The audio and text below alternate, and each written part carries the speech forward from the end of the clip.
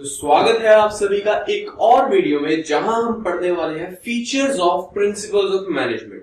हमारी हेनरी फियोल और FW Taylor के बारे में सारी बातें हो गई थी, लेकिन फीचर्स और importance of principles of management रह गई थी।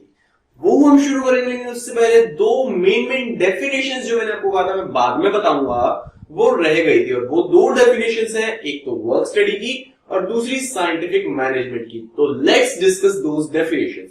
सबसे पहले वर्क स्टडी की definition. Work study can be defined as a detailed study of several motions, methods, time and fatigueness involved in accomplishment of a task. मतलब एक काम को करने में जो बहुत सारे मेथड्स, मोशंस, टाइम और फटीगनेस इन्वॉल्व है, उन सबको स्टडी करना, वो वर्क स्टडी है।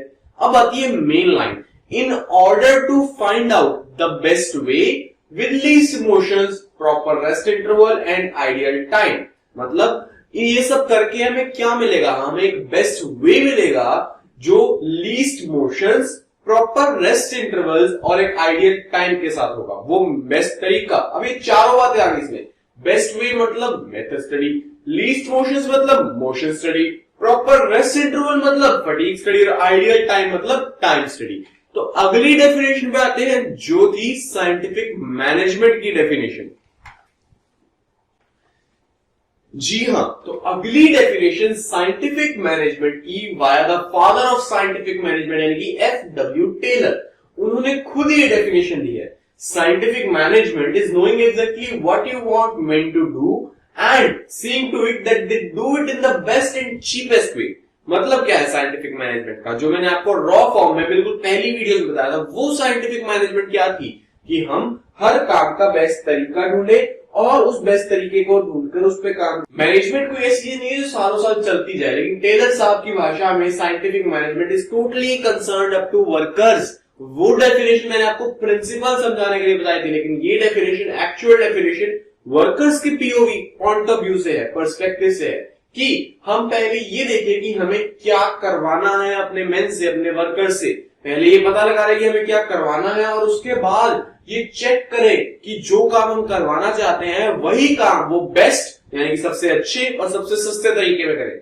सबसे अच्छे और सबसे सस्ते से क्या आएगी? एफिशिएंसी। That's it. तो ये हमारी दो बची हुई डेफिनेशन होती है पूरी। और अब हम बढ़ते हैं features of principles of management की तरफ। फीचर्स ऑफ प्रिंसिपल, जो मैनेजमेंट के प्रिंसिपल्स हैं, उन प्रिंसिपल्स के भी कुछ फीचर्स हैं जो उनको डिफाइन करते हैं। जैसा कि मैंने आपको बताया था कि यहाँ पे और पूरी बुक में आगे फीचर, कैरेक्टरिस्टिक और नेचर एक ही बात है, इनका एक ही मतलब है। तो प्रिंसिपल्स के 7 फीचर्स हैं, 7 फीचर्स, एक एक करके 7 को स्टडी करते हैं। सबसे पहला फीचर है जनरल गाइडलाइंस, कि मैनेजमेंट के जो प्रिंसिपल्स हैं वो बिल्कुल एक जनरल गाइडलाइन है। वो कोई रेडीमेड स्ट्रेट जैकेट सॉल्यूशंस नहीं प्रोवाइड करते। कितना बढ़िया वर्ड है स्ट्रेट जैकेट, डालने से आपके आंसर की सुंदरता बढ़ती है। Readymade straight jacket solutions provide नहीं करते, इनको आप उठाओ और लगा लो, ऐसे कोई सॉल्यूशंस नहीं है। वो बस एक जनरल गाइडलाइंस है कि एक पर्टिकुलर सिचुएशन में एक पर्टिकुलर टास्क को कैसे देखना है, किस पॉइंट ऑफ व्यू से देखना है, उसको कैसे सॉल्व करना है। वो जस्ट एक गाइडलाइन है, एक आपके लिए हेल्प का टूल है जिसको यूज करके आप बच सकते हैं। ऐसा क्यों है? क्यों वो रेडीमेड सॉल्यूशन प्रोवाइड नहीं करते? क्योंकि जो मैनेजमेंट की एक्चुअल सिचुएशंस है वो बहुत ही कॉम्प्लेक्स और डायनामिक है। कॉम्प्लेक्स मतलब उलझी हुई, डायनामिक मतलब बदलने वाली। तो कोई भी बंदा उन सबको समराइज करके एक सॉल्यूशन नहीं दे सकता। मैनेजर को खुद को देखना होगा कि मेरे सामने क्या सिचुएशन है और मुझे क्या करना चाहिए। तो ये प्रिंसिपल्स रेडीमेड सॉल्यूशन प्रोवाइड नहीं करते। तो क्या इनकी कोई वैल्यू नहीं है, इनकी इंपॉर्टेंस नहीं है? नहीं, बहुत वैल्यू है, बहुत इंपॉर्टेंस है, इनकी बहुत ज्यादा वैल्यू है।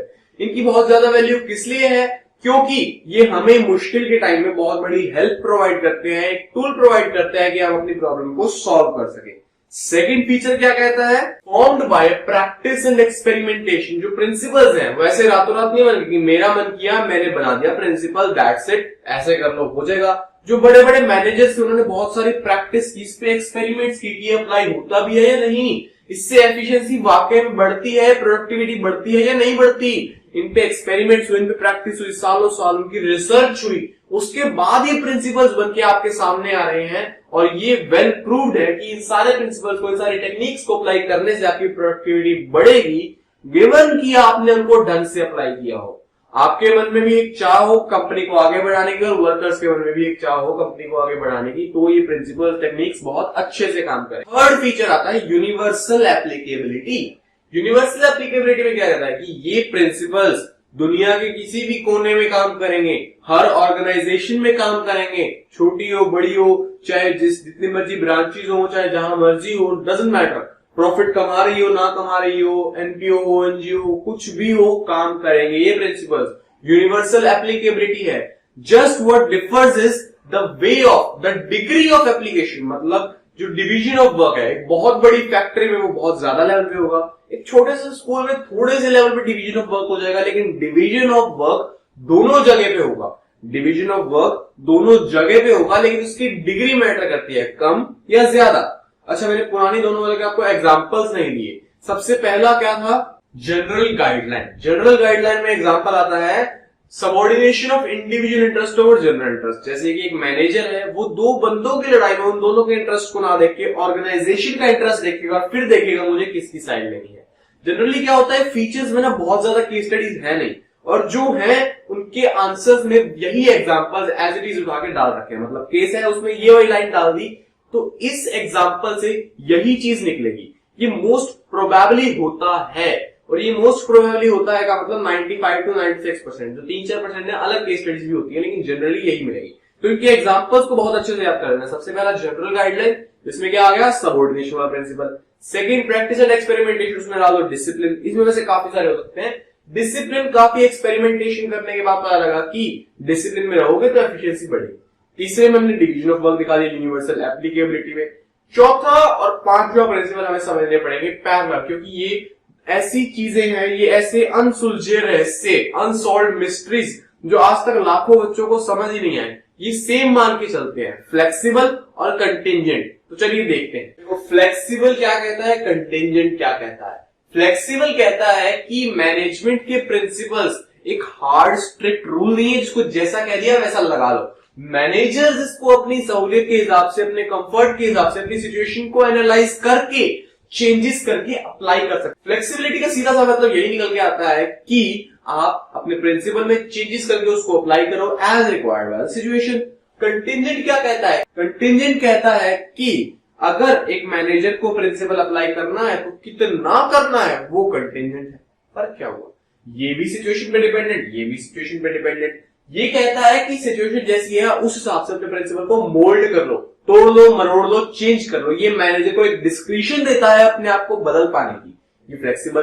कंटिंजेंट भाई साहब कहते हैं डिग्री ऑफ एप्लीकेबिलिटी मैटर करती है, मतलब कौन से प्रिंसिपल को कितना लगाना है ये मैटर करता है। जैसे फ्लेक्सिबल का मतलब है, एग्जांपल देता हूं मैं आपको, सेंट्रलाइजेशन डिसेंट्रलाइजेशन। CND वाला जो प्रिंसिपल है वो कहता है कि सेंट्रलाइजेशन कितनी हो, डिसेंट्रलाइजेशन कितनी हो, ये फर्म टू फर्म मैटर करता है, और ये डिस्क्रिप्शन, ये पावर डिसाइड करने की किसके हाथ में, मैनेजर के हाथ में। वो डिसाइड करेगा कि मेरी फर्म में, मेरे एनवायरमेंट में क्या बेटर रहेगा, वो मैटर, वहां आती है फ्लेक्सिबिलिटी। और कंटिंजेंसी में क्या आ जाएगा, कंटिंजेंसी मतलब डिग्री। जैसे रेम्यूनरेशन ऑफ एम्प्लॉइज, एक एम्प्लॉय को जस्ट एंड फेयर पे मिलना चाहिए, लेकिन वो जस्ट एंड फेयर क्या है, वो कंपनी की पेइंग कैपेसिटी पे डिपेंड करता है, और साथ ही साथ वो एम्प्लॉय के वर्क डन पे भी डिपेंड करता है। तो जस्ट एंड फेयर को कितना जस्ट एंड फेयर करना है, वो कंटिंजेंट है।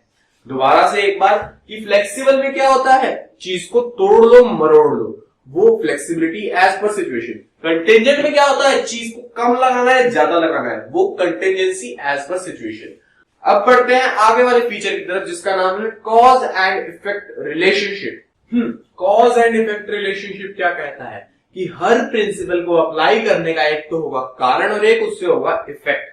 कैसे कि हमें सारे प्रिंसिपल्स को रिपीटेडली एक्सरसाइज करके ये समझ आ गया कि इस प्रिंसिपल को कब लगाना है और इससे क्या होगा। कॉज कहता है कि अगर ऐसी सिचुएशन आ जाए तो ये प्रिंसिपल लगाओ, मतलब इस प्रिंसिपल को लगाने का कॉज, कारण, ऑर्गेनाइजेशन में ऐसा क्या हो कि ये प्रिंसिपल अप्लाई हो, और इफेक्ट मतलब उसको लगाने से क्या इफेक्ट होगा। ये है हमारा कॉज एंड इफेक्ट रिलेशनशिप। अब कॉज एंड इफेक्ट रिलेशनशिप में बात ये आती है कि भैया हर प्रिंसिपल का कोई ना कोई ओरिजिन और कोई ना कोई उसका रिजल्ट। इसके एग्जांपल में क्या, जैसे मैं बताया डिवीजन ऑफ वर्क से स्पेशलाइजेशन होती है, ये कॉज एंड इफेक्ट है। जैसे फेयर इक्विटी से रिलेशंस अच्छे बनते हैं, रेम्यूनरेशन ऑफ एम्प्लॉइज से रिलेशन अच्छे बनते हैं, ये कॉज एंड इफेक्ट। जो हर प्रिंसिपल के पॉजिटिव इफेक्ट्स है ना, मतलब इसको फॉलो करने के फायदे, वो कॉज एंड इफेक्ट में आ गए। अब बढ़ते हैं आखिरी फीचर की तरफ, जिसका नाम है मेनली बिहेवियरल। ये प्रिंसिपल का मतलब कई बच्चों को समझना थोड़ा सा मुश्किल लगता है, लेकिन लिखने में उनको भी बहुत आसान लगता है, क्योंकि बात वही है। मेनली बिहेवियरल कहता है कि ह्यूमन के बिहेवियर को इफेक्ट करने का काम करते हैं ये प्रिंसिपल। एक मैन के बिहेवियर को इफेक्ट करते हैं ये प्रिंसिपल्स। किस तरह से? ह्यूमन और ह्यूमन में, और ह्यूमन और ऑब्जेक्ट्स में, यानी नॉन लिविंग थिंग्स में एक रिलेशन ऑरिजिनेट करते हैं ये प्रिंसिपल्स। वो है मेनली बिहेवियर। उनके बिहेवियर को इफेक्ट करते हैं और अपने हिसाब से चलाते हैं। जैसे कि ऑर्डर कहता है हर बंदे को हर चीज को एक जगह पे होना जरूरी है, तो वो उनके बिहेवियर को इफेक्ट कर रहे हैं ना, सीधी सी बात। Mainly behaviour, that's it. एक लाइन में अगर बोलूं तो mainly behaviour refers to effecting the relationship between man and things kept in the organisation. That's it, mainly behavioural principles. तो आज की वीडियो के लिए इतना ही। हमने पढ़ी है features of principles of management. अगर कंक्लूड करूं तो एक ही लाइन में सातों के साथों सबसे पहले जनरल गाइडलाइंस। ये स्ट्रेट जैकेट सॉल्यूशन नहीं है, सिर्फ एक जनरल गाइडलाइंस को आपको अपने हिसाब से लगाना होगा। एग्जांपल क्या था इसका? Subordination of individual over general interest. Second, formed by experimentation and practice, यानी कि इसका एग्जांपल में आएगा डिसिप्लिन, और काफी सालों की प्रैक्टिस के बाद बने हैं ये। तीसरा, यूनिवर्सल एप्लीकेबिलिटी, हर जगह है, कितना लगाना है वो मैटर करता है, जगह टू जगह, वो बात होती है डिवीजन ऑफ वर्क वाले एग्जांपल के साथ। फोर्थ आता है फ्लेक्सिबिलिटी, मतलब चेंज कर सकते हो, मैनेजर डिस्क्रिप्शन है, एज रिक्वायर्ड बाय सिचुएशंस को मोल्ड कर सकते हो, इसको तोड़ सकते हो, मरोड़ सकते हो। कंटिंजेंट कहता है कि कम लगाना है, ज्यादा लगाना है, एज पर सिचुएशन लगाना भी है या नहीं लगाना, वो कंटिंजेंट है। छठा प्रिंसिपल आता है कॉज एंड इफेक्ट रिलेशनशिप, मतलब क्या करने से क्या होगा, सारे पॉजिटिव इफेक्ट कॉज इफेक्ट में आएंगे। सातवां प्रिंसिपल आता है मेनली बिहेवियरल, मतलब ह्यूमन और ऑब्जेक्ट्स के बिहेवियर को करता है influence, so that's mainly behavioural. तो आज की वीडियो के लिए इतना ही। खत्म करते हैं आज की वीडियो को। मिलेंगे आपसे अगली वीडियो में, जहां हम बात करेंगे importance of principles of management की। So thank you. Like share मैं नहीं कहूंगा, सब्सक्राइब जरूर कर देना, और कमेंट तो भाई साहब करो, जरूर करो, क्योंकि आपको कोई गलती दिखेगी मुझे बताओ, मैं उससे सीखूंगा और उसको अप्लाई करूंगा। Thank you so much.